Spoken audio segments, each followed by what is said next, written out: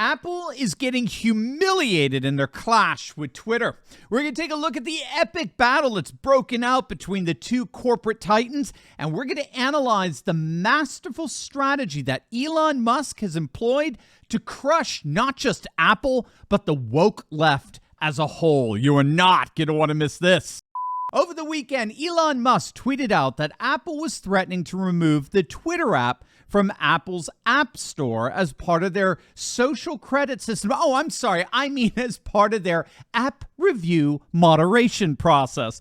In a series of tweets, Musk claimed that Apple has threatened to withhold Twitter from its App Store, but no reason had been given. Moreover, he accused Apple of imposing a 30% tax on everything bought through their App Store, and he then ran a poll asking if Apple should publish all censorship actions it's taken that affect its customers. Musk also claimed that Apple has indeed pulled most of its advertising from Twitter, asking incredulously, does Apple hate free speech in America? Well, those taunts appear to be damaging Apple. Apple shares continue to plummet as of today. They've been falling now for months. They're down nearly 30% from this time last year, largely because of the zero COVID policies in China that are interrupting their supply chains. But a number of pundits are noticing that what Musk is doing here is some pretty brilliant strategy on his part. He's luring Apple into a wider conflict with Republicans throughout the nation, very much like he did when he originally sought to purchase Twitter. He's luring Apple into a clash with Republicans that threatens to result in oversight committee investigations in D.C. looking into Apple's business practices, and it seems to be working. Here's how one of the most prominent Republicans in the nation, Florida Governor Ron DeSantis, responded to the threat made by Apple against Twitter. Very concerning. And then when you also hear reports that Apple is threatening to remove Twitter from the App Store because Elon Musk is actually opening it up for free speech and is restoring a lot of accounts that were unfairly and illegitimately suspended for putting out accurate information about COVID. That's like one of the main things that's being reinstated. So many things these experts were wrong at, and you had people on Twitter that were calling that out. And Twitter, the old regime in Twitter, their response was to try to just suffocate the dissent. And Elon Musk knows that's not a winning formula, and so he's providing free speech. And so if Apple responds to that, by nuking them from the App Store, I think that would be a huge mistake, and it would be a really raw exercise of monopolistic power that I think would merit a response from the United States Congress. And so don't be a vassal of the CCP on one hand and then use your corporate power in the United States on the other to suffocate Americans and try to suppress their right to express themselves. Brilliant. Absolutely brilliant. And he's absolutely right about Apple's monopolistic power. Apple, as I'm sure you all know, is one of the titans that stand tall among the giants of Silicon Valley. They have a monopoly over all app distribution to every single iPhone. Parler, for example, found out the hard way of what happens when you anger the gods of Apple. And as it turns out, Musk isn't alone in his gripe with Apple. Spotify CEO Daniel Ek excoriated Apple as being widely recognized as a shameless bully. Quote, as countless entrepreneurs have highlighted, Apple is shameless in their bullying, including our recent efforts to help authors sell more audiobooks. So how much longer will we look away from this threat to the future of the internet? How many more consumers will be denied choice? There's been a lot of talk. Talk is helpful, but we need action. As you can see, courage is contagious, and it seems that Musk is amassing quite the army to stand up to the woke neo-Marxist cancel culture that pervades the corporate boardrooms of Woke Inc. Now, in many respects, what I think Musk is doing here is he's continuing to extend out this original strategy of turning free speech into a multi-billion-dollar business model.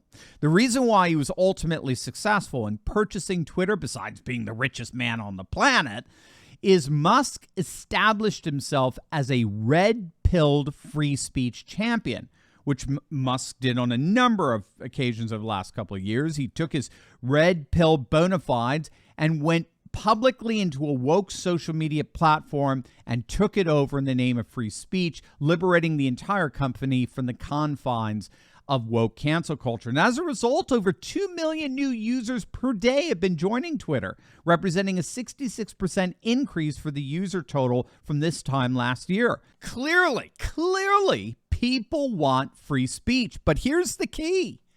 While the people want free speech, the powers that be don't. The powers that be want to completely control the narrative, and stifling free speech is essential to that control. Here's a desperate, pathetic leftist disguised as a reporter asking White House Press Secretary Karine Jean-Pierre what tools the White House has to hold Musk's Twitter in check. Question about Twitter. There's a researcher at Stanford who says that this is a critical moment, really, in terms of ensuring that Twitter does not become a vector for misinformation. I mean, are you concerned about Elon Musk says there's more and more subscribers coming online. Are you concerned about that? And what tools do you have? Who is it at the White House that is really keeping track of this? So look, this is something that we're certainly keeping an eye on. And we have always been very clear, and that when it comes to social media platforms, it is their responsibility to make sure that when it comes to misinformation, when it comes to the hate that we're seeing, that they take action, that they continue to take action. Again, we're all keeping a close eye on this. We're all monitoring what's currently occurring, and we see it with our own eyes of what you all are reporting, and just for ourselves what's happening on Twitter. But again, social media companies have a responsibility to prevent their platforms from being used by any user to incite violence, especially violence directed at individual communities, as we have been seeing, and the president has been very clear on calling that out. He'll continue to do that, and we're going to continue to monitor the situation. Go ahead. Make sure to click on that link below and save up to 70% on all of Mike Lindell's MyPillow products if you use my special code Turley. You know that Mike's himself been the target of the deep state, the FBI raiding his phone, all the while the woke Walmart has been canceling him. We could show him our support while at the same time he extends his lowest prices ever over to us. So make sure to use special code Turley, and you can get the classic MyPillow, which is normally $69.98 for only $19.98, and that applies to over 200 products in their catalog. So again, don't wait. Click on that link below. Let's support our fellow patriot Mike Lindell, and let's get his best savings ever. Yep. The people who brought you Russian collusion, the COVID insanity, the Jussie Smollett hate hoax, the coming in high school kids, Hunter Biden's laptop is nothing more than Russian disinformation. Yep, those very people believe they're the ones who alone have a monopoly on reliable information. So sad. I mean, they literally live in an alternate reality. So as you can see, there's a full court press in Washington, D.C. to push back against Elon Musk.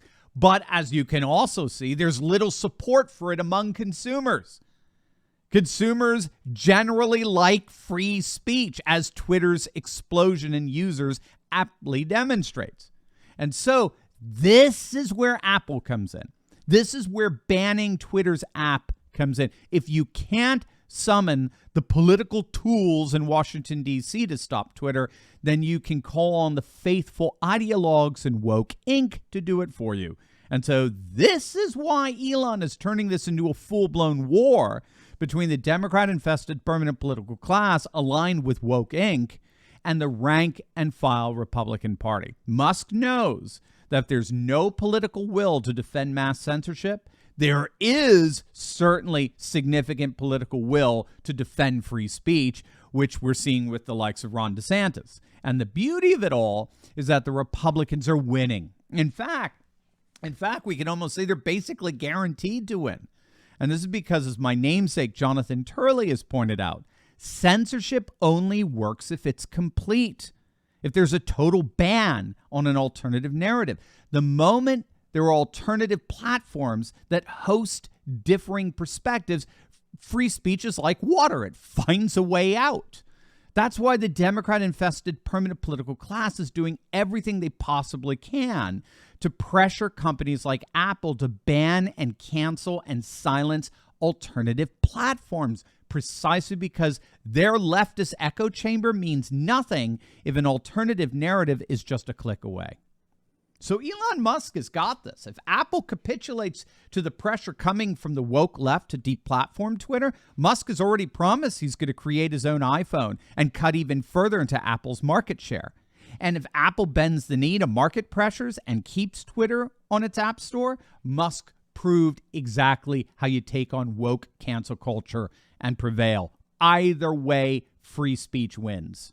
And in the midst of this ridiculous woke world, a victory for free speech is a victory for patriots everywhere. As always, make sure you smack that bell and subscribe button. You'll definitely want to check out my latest video on MSNBC's ultra-leftist Rachel Maddow suffering a huge loss in court. You're going to absolutely love it. So make sure to click on the link, and I'll see you over there.